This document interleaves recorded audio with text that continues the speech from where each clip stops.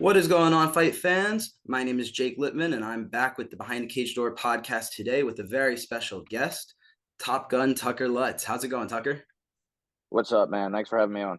Hey, thanks for being here. This is really awesome. It's nice to have another Baltimore man on the show. So really, how's it going up there? How's Baltimore right now? It's good. It's a little rainy today, but they're saying it's supposed to be warmer by the end of the week. But everything's good over here. Not as I'm envious of your weather situation, to be honest. But I'm a bit of a townie. I'll never leave, so I might as well enjoy the misery while it's here. Yeah, and you got to enjoy being close to family and staying close to your roots. I do miss it. I miss the snow. I feel like there hasn't been any though. No, there's no not.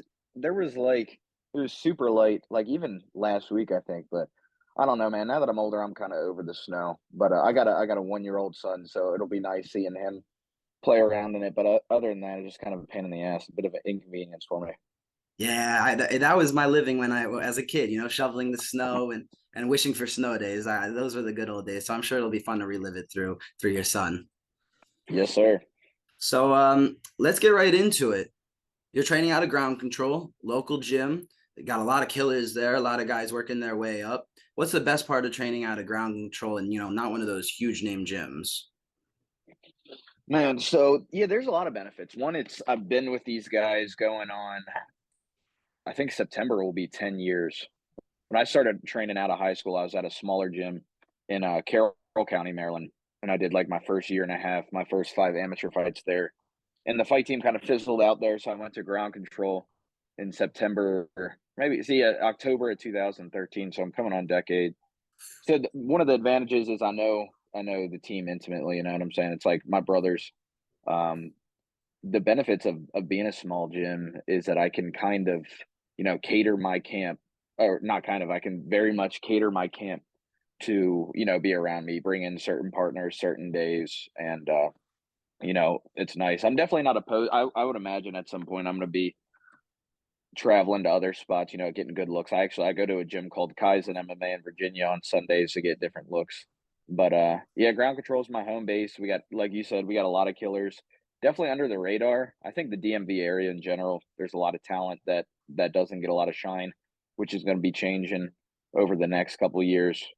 But no, it's just nice to it. I mean, the gym's like 7 minutes from my house. It's close, and like I said, it's the same old people I've been with since the jump, so I don't plan on really leaving that as my home base, but, I'm sure I'll be traveling Yeah, that's eventually. amazing. That's amazing. It's always good to be close to home, and I do know you have cross trained at a lot of different places with a lot of great athletes. So, do you want to tell me maybe about a time where you did cross train with somebody else, and you got a really cool, a different experience, a different lesson out of it? Yeah, like I said, I've been going up to Kaizen. When I first started off at the other gym, I would train up there on Sundays. And I got a lot of good Eastern European guys, good, good Asian guys as well, good wrestlers, grapplers. But I went to Team Alpha Male a few years back. I've been there twice and spent a few weeks out there, and that's a nice. It was a beautiful facility is when they went to their new gym. So nice facility, nice getting looks with world class guys. Just different even from the coaching side. It's just nice to view the sport through a different lens, and I'd like to go back there at some point. Have a couple buddies over there, so it'd be nice to see them. But yeah, I'm most of my time is spent at the home base though, and our gym has grown tremendously at Ground Control Owings Mills. It's a world class facility in itself, and we're getting a lot of good young talent. So I think these next couple of years for our gym will be interesting to see, because we have a huge amateur team now, which really wasn't the case when I was kind of coming up. I was one of like the last of the crop, go amateur, go pro, and then there was kind of a lull, and it was the same old guys. And now there's a lot of young talent coming up. So I think within this next, maybe even this calendar year or two, we're going to see a lot of promise and a lot of talent coming out of our gym. Yeah, and so I'm not sure if you want to shout out any of those guys, but is there anybody that you're working with? Are you filling a mentor role, a coaching role a lot with these guys? Not necessarily coaching. We got a great coaching staff, so I think they're kind of getting their needs met with that. But I mean, I guess a mentor role. I would say, I just kind of speak my mind, and people seem to take it for what it's worth, you know? It's funny because I was actually kind of thinking about that the other day, that I never got into this sport to be in mentor role, but it is kind of at that point where people do look up to me, and so it's a unexpected responsibility in that light, but not one that I hate having, you know. It's just kind of weird at the same time to have someone look up to me, you know. Maybe they should find someone else to. Well, people follow success, that's for sure. And I think the best leaders are sometimes the ones that, the leadership gravitates to, not the people that try and choose those leadership roles. So I think that's really awesome. And I think your impact on ground control is going to go a lot deeper than you even realize. I think that's going to be awesome. And like you said, it is a world-class facility. There's a lot of guys coming up and coming, and hopefully we'll be seeing them soon on your local network. But with that being said, you're 12-2 as a pro. You've been in the UFC now. You're 1-1. You've had 2 fights. What is you got the Pineda fight coming up, but what is next? What's the future? I mean, how far can you go? I mean, a world title, a championship has always been the goal. That's what I got into this sport, chasing a dream as a kid, and steady plugging along, getting there.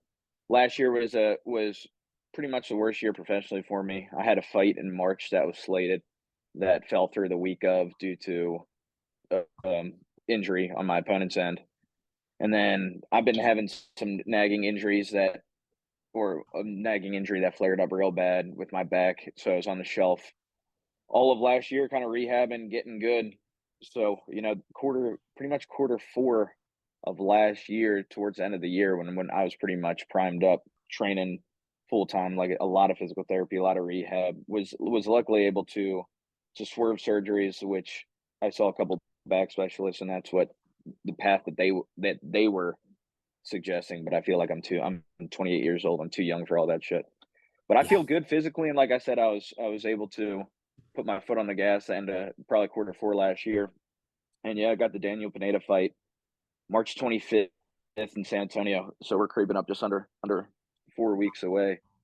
But yeah, I mean, I plan on making swift, quick kill, clean kill, and staying busy. My goal is 3 wins, 3-0 by the end of the year, and just having a fight March 25th, getting one in before the end of quarter 1 puts me in a great position to do that. So I'm just hyper focused on performance for this fight. You know, getting out, like I said, getting them out there. I haven't had a finish in a while, which is bothersome to me. So yeah, that's the plan, man. And it's crazy because looking at your early career, you were finishing guys left and right and early too. So I mean, Yeah, and you know, it's but not just knockout it's too. obviously, yeah, it's jump up in competition. I mean, I'm facing the best guys in the world. But that being said, I've just grown tremendously so much this past year. Um, you know, I had to reevaluate a lot of the ways that I approached fighting. So that was a lot of my time spent last year, was working on kind of the mental side of things and studying, becoming a student of the game more so than I had been. So I just feel like when I fight come March, it's going to be a completely different fighter than anyone's ever seen. So I think that the finish is there for the taking. He's a veteran, but I think his time is coming to a close. You see him getting a little chinny. He's getting up there, and I've just been very crisp this camp. So that's what I'm gonna. Pretty much anything less than a finish is a loss. You know, I won't be pleased with a decision win. And so, what's the ideal way of finish? I see me hurting him on the feet. I've been working a bunch on my jujitsu. My last fight I lost and kind of got controlled in that area. So I had been working for the March fight that fell through last year. I grew up wrestling, you know. I never went to college or anything because I started fighting when I was 18, right out of high school. But that was my roots, was taking guys down and beating them up, submitting them. And I kind of got away from that the more I became competent, the more I fell in love with striking. So I'd been, since the fight against Patrick Sabatini in November of 21, I've been focusing a lot on my grappling, a lot of my jujitsu. So I feel wherever this fight goes, that I can get the finish. He's a great grappler in his own right, um, better than I had known him for. But that being said, I feel like I can clip him on the feet and either finish him up with strikes or sub him. I love it. I love it. And I think the best part is it seems like you're really focused in, after that loss to Sabatini. I mean, Sabatini is really high end. I mean, he's a high quality opponent. And I think we saw this earlier in your career too. You know, your first professional fight was a loss, and then you went on what, a 10 or 11 fight win streak. Um, so do you think, looking back on that first loss and comparing it to this loss, are you approaching the rebound any differently than you did the first time? Yeah, it's kind of two really dissimilar situations. As an amateur, I was highly successful. I was undefeated, 8-0 in MMA, had kickboxing and boxing fights, which I was also undefeated. Was a national champion kickboxer as an amateur.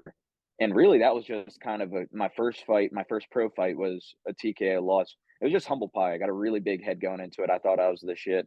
And just a really not a productive training camp, and I got humbled out. And so it sucked. It was some of the worst pain I've ever felt, but it was an invaluable moment for my career, learning from it. This last one, just the level that we're on, there is, you know, especially as I've gotten better at the analyzing side, being a student and film study, there's just a few really low IQ moments that even early in the fight, that if I go back and tweak, that it's a completely different trajectory. So it's not necessarily reinventing the wheel, but it's having confidence in my skill set and executing.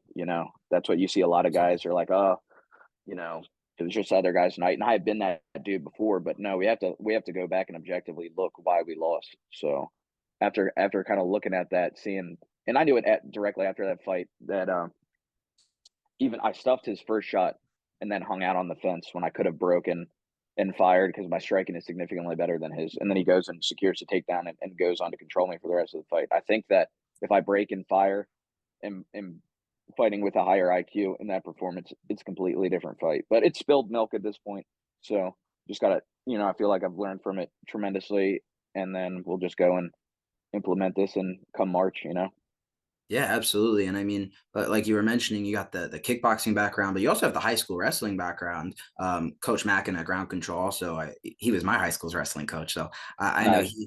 I know he's a damn good coach. So, referring back to that and being a student of the game, I mean, you have the wrestling background, you have the striking background. What is really your specialty, and then what is also your focus to keep improving on? Yeah, it's funny, man, because like I don't not to sound like a jack of all trade s, but really mixed martial arts, and I come up in that environment or in the time zone of I would kind of represent that first wave of guys being good at everything, and now you have to be competent in everything. And part of mixed martial arts at the highest level is kind of accepting that there's a competence in everything, but you will be better and lag in other areas. That being said, I wasn't a super accomplished wrestler by any stretch. But I started wrestling in the third grade, so I have literally almost 2 decades of that knowledge of manipulating bodies, the grind, and all that. And folk style wrestling and freestyle wrestling is a completely different ball game than the MMA wrestling. It's a different sport. So where I kind of fell short in that as far as my competitive days, I feel like I made up for it. But I'm rambling over here. But No, you're I don't know. good. I don't know what my specialty is. I like the striking more these days, and I feel like my striking has just gotten tremendously better and continues to improve. But really, not even to sound cliche, it's just I'm hyper focused on being at the very least competent and proficient, but great in all areas. So it's the never ending juggling act of this beautiful sport. And it's that cycle, just looking, always seeking perfection, and then, like you said, executing. And that's the name of the game. And so with that said, we're looking forward to this next fight with Pineda. Really, what's your mindset, on March 25th? You're walking out there. What are you going to be telling yourself? What's your motivation? This is a very selfish endeavor. So when I got into this sport, it was to prove to myself that I could be best in the world and to get a world title, and that will never change. And I think the moment does change. It's time for me to bounce out and find something. If when it starts to me fighting for a paycheck or me fighting for the ego, so even in this is 100% a selfish endeavor for me. So So that's my motivation there, is just to prove myself that I can be the best in the world. And that's kind of like that's how it always is and always will be. Um, but really, I mean, I don't romanticize or put anything on a pedestal. It's just another day. And as far as the fights, I've gotten 14 professional, bunch of amateurs. So I've been doing this shit for literally 10 years since I was an 18-year-old kid. So really the goal is to be as calm, present, just soak it up because it's and sometimes it gets lost in the grind and the hustle, but it's some pretty fucking cool shit that we're involved in. And sometimes I kind of lose sight of that. So oh, hold on. You still there? Yeah, yeah, yeah. You hear me? Hold on. Yeah, sorry. Someone's calling me. Let me ignore this. No, you're all good. Boom. All right, cool. As long as you don't hear that beeping. All right, my No, bad, yeah. bro. I hear nothing on my end. All right, cool. But yeah, so that's it. My goal is to always be calm, which is difficult, because it's especially with a big crowd. He's from Texas. That's where the fight's been. So I'd imagine they're probably gonna be booing the fuck out of me, which is all right. Um, but yeah, just calm, present. I just feel like the more present I am, the more I see things coming, the more that I execute, and really, it's just about being a game day player. You see a lot of guys who are uber talented in the gym, and they show up and they fucking lay an egg.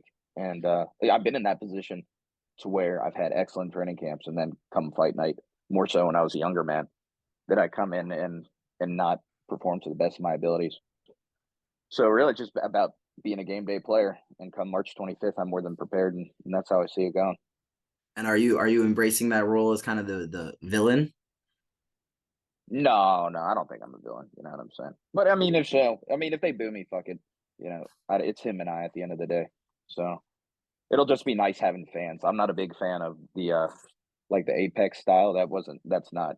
If I had my choice, I'd rather have a crowd. So whether they're booing me or cheering me, it's nice to have people there. Yeah, and so to me, the best part of having a crowd is the walkout. So for you, I know you actually have a little bit of a music background.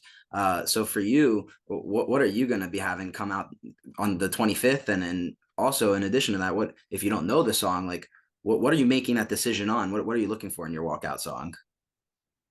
Yeah, I don't know. I don't think I haven't decided that yet. Typically, like I'll just do whatever.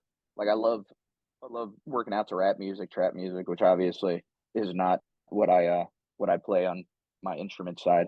But yeah, but just whatever gets me going in a training camp. It tends to change from camp to camp, but I'll typically find a song like a dig deep song that sometimes it changes. Sometimes it's the same song, but I'm not superstitious by any stretch, so I don't need like a certain song. I know some guys who do that they can't not walk out to something. So some fights I'll do the same song 4 fights in a row. Sometimes I'll do it one and done. So it's a good question, man. I haven't thought of that. I'm sure they'll be emailing me soon enough asking, so I should probably make my mind up on it. Oh yeah, and I know you have to have that in by the deadline. Can't change your mind once you make it. Yeah, um, that is for sure. Yeah. And so the one thing sticking on that walkout topic is a lot of people you see them walk out and they tell themselves something or their coach is doing something. For you said you're not superstitious, but is there anything on that walkout? Like, is there a self-motivating quote that you say or is it just go time?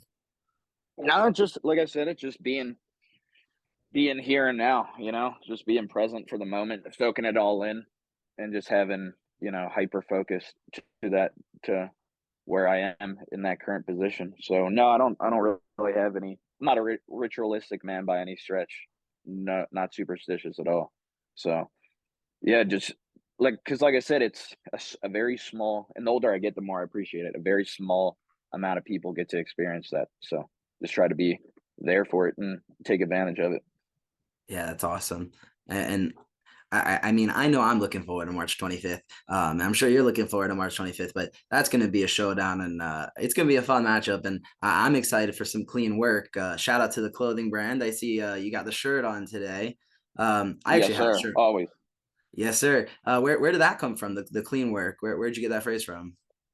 Yeah. So before I did, um, before I committed full time to fighting, I committed in 2020 when I was on Dana White's Contender Series, and that's how I got my UFC contract. But up until that point, from whatever 2012 to the end of 2020, I'd always worked some type of full-time job, and I'd always kind of gravitated towards the blue collar realm. I grew up since I was a young man. Like I was 13 years old. I started working for my dad on golf course maintenance, so like landscaping, shit like that. So did landscaping growing up, tree removal, and then for the last 2 or 3 years before my retirement from the workforce, I did HVAC. So I was putting in heating and cooling systems. And the guy who I apprenticed under was like, he was like, most homeowners aren't going to give a shit about functionality, this and that, or like the engineering aspect of it. They want it to look good and want it to heat and cool properly. So I would just like take pictures of my job and be like, clean work this, clean work that. And then I kind of extrapolate it to everything, you know, post a combo, clean work, you know, fucking, I'm big into cooking, grilling and smoking meat. So you do something good there, clean work on that. But it really all comes down to craftsmanship, attention to detail, and having pride in your work. And like I said, it extrapolates everything in life, more so for me, obviously, martial arts. I'm a big technique is king guy. Growing up wrestling, I more so forced and muscled a lot of my stuff, and then the older I got, the more I realized, you know, attention to detail, technique above anything. So that's where the brand comes to. It's really about just having pride in your work, craftsmanship, and having that attention to detail. Yeah, absolutely. And definitely for everybody listening, check out the brand. I actually had a shirt myself, and then I ripped it. But it's a great Starting shirt. to hear that, man. It's Hey, all send me good. your address. Send me your address after this. I'll send you one. No I charge. appreciate that. It's the challenges of having a puppy, and with claws. Yep. Yep. Yep. Hear that. So I appreciate that, and they're great clothes. Definitely check out Tucker on his social media and everything, and give him support. My last question for you though, so you didn't take the easy path. It was hard for you to get where you got for sure. I mean, 2 Dana White Contender Series, you fought all over the place, and you really grinded to get your way to the top. So what would you leave as like a little bit of motivation for someone that was in your shoes before? What was that message that you took away from everything that you've gotten through to this point? Yeah, I think it's just you have to have the ultimate confidence that no matter what, no matter how long it takes, that you're gonna be where if you set a goal, and it sounds so cliche, and I have to remind myself this all the time. Like perspective is everything, you know, because this camp when I was supposed to fight Choi last March, it was great performance, but I was getting so burnt out and jaded from the line of work. And then I had like when he got hurt and then I got hurt, it's to have it temporarily ripped back, you're like, oh my God, I'm literally bitching about being in a spot that 2 years ago I would fucking kill someone to be in. So I think it's be grateful. Be grateful for the hustle. In the moment, it always feels way shittier than what your potential payout will be. And yeah, and that's it. I think attention to detail, clean work, fucking, and really, it's if you got a dream, just fucking go for it. Especially in today's day and age, there's so much external pressure from teachers, from parents, from social circles. And I had so much of it. I did 1 semester of community college. My parents kind of made me, and I think it was just so they didn't feel like a loser that their kid didn't go to college. But there's just so much pressure to do what other people think you should be doing. And so little people are pulling the trigger on what genuinely interests them. So yeah, that's it. Attention to detail, you know, stay hustling and pursue genuine interest. You know what I'm saying? No matter what the fuck it is, you know, if you can make a living off of it, then yeah, just go for it and fuck what everyone says. I love that. A lot of people are fall into the stereotypical norms and society, and so that's awesome because it you might have learned that from your MMA career, but it really translates to all facets of life. So that's awesome. Tucker, thank you so much. I really appreciate your time. It was amazing having you on the podcast. I'm looking forward to March 25th, and best of luck to you. All right, man. Appreciate you. Yeah, like I said, text me your address and I'll send you some stuff. Thank you, boss. I really appreciate it. Can't wait to get this online and have the fans. Hopefully, they're gonna love this. All right. All right, brother. Have a good one. Nice seeing You you. too. Take All right. care. Peace.